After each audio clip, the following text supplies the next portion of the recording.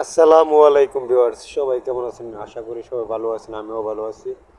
আমার কাছে একটা সিলিং ফ্যান, এই যে আমি লাইন লাগানোর পরে ঘুরতেছে না। এটা সমস্যাটা কি আমি জানি না, এইমাত্র আসছে। চলুন ফ্যানটার সমস্যাটা কি খুঁজে বের করি আর কাজ করার চেষ্টা করব। কাজ কতটুকু হবে সেটা তো জানি না, কিন্তু চেষ্টা তো করাই যায়। সর্বপ্রথম আমাদের ফ্যানটা যখন ঘুরতেছে না, আমাদের ফ্যানের ক্যাপাসিটারটাকে একটু আমরা চেক দিয়ে নিব, ক্যাপাসিটারটা ঠিক আছে কিনা। ঠিক আছে বন্ধুরা, তো পাশেই কিন্তু আমার একটা সিরিজ মিটার, আপনারা সবাই জানেন ক্যাপাসিটার কীভাবে চেক দিতে হয়। যদি না জানেন সেই বিষয়ে, ক্যাপাসিটারের চেক দেওয়ার বিষয়ে আমার এই চ্যানেলে একটা ভিডিও দেওয়া আছে, সেখান থেকে দেখে আসবেন। আমরা একটা সিরিজ মিটারের সাহায্য নিব। যেমন এই যে আমার দুটো প্যান্ট একসাথে যখন করছে, বাল্বটা জ্বলতেছে।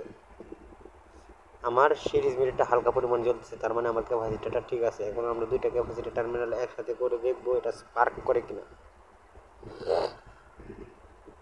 এই যে স্পার্ক করছে, খুব ভালো একটা পরিমাণে স্পার্ক করছে, তো ক্যাপাসিটিটা আমাদের ঠিক আছে।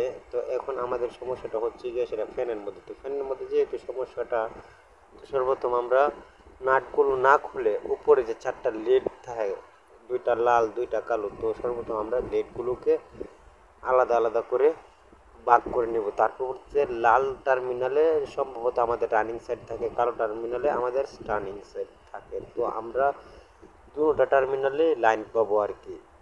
কোয়েলের একটা হলো কোয়েলের প্রথম মাথা, আর একটা হলো কোয়েলের শেষ মাথা। তো আমরা দেখবো প্রত্যেকটা টার্মিনালে আমাদের লাইন ঠিকঠাক আছে কিনা। চলুন আমরা আবারও পূর্বের মতো সিরিজ মিটারের সাহায্য নিয়ে দেখি আমাদের এটা ঠিক আছে কিনা। ঠিক আছে বন্ধুরা,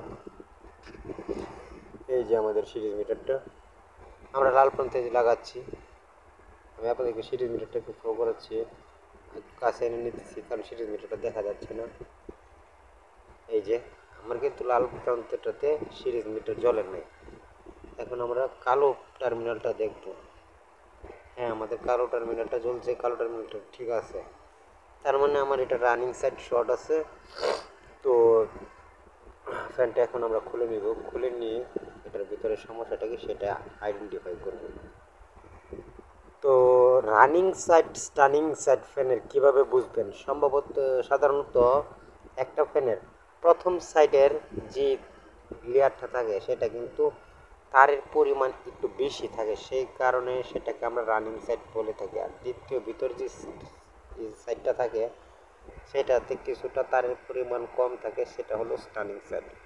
তো সবসময় আপনারা চেষ্টা করবেন রানিং সাইড থেকে যখন আপনারা লেয়ার তুলবেন, সেই সময় যেন এই ক্ষেত্রে আমরা লাল তার ব্যবহার করি, তাহলে এটা প্রফেশনাল লেয়ার তোলা হয় আর কি।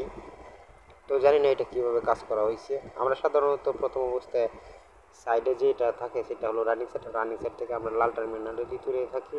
আমাদের মতো অভিজ্ঞ বাই বারাদার যারা আছে তারা এরকমভাবে কাজ করতে থাকে, আর যারা কাজ করেন তারা কীভাবে করেন অবশ্যই কমেন্টে জানিয়ে যাবেন। ঠিক আছে বন্ধুরা, এখন আমরা ফ্যানটাকে সর্বপ্রথম একটা স্ক্রুর সাহায্যে খুলে নেব।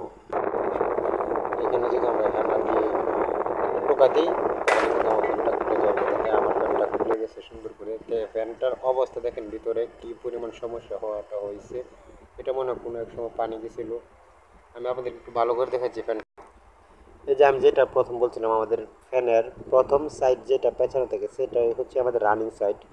আমার লাল প্রান্তটা সাধারণত আমরা প্রথম সাইডে তুলে থাকি। এই যে ফ্যানটা খোলার পরবর্তীতে কিন্তু আমরা রানিং সাইডটা সাইডেই পাইছি, কিন্তু রানিং সাইডটার যে অবস্থা পাইছি এটাতে পানি ঢুকছিল মনে হয়, একবারে পুড়ে গেছে।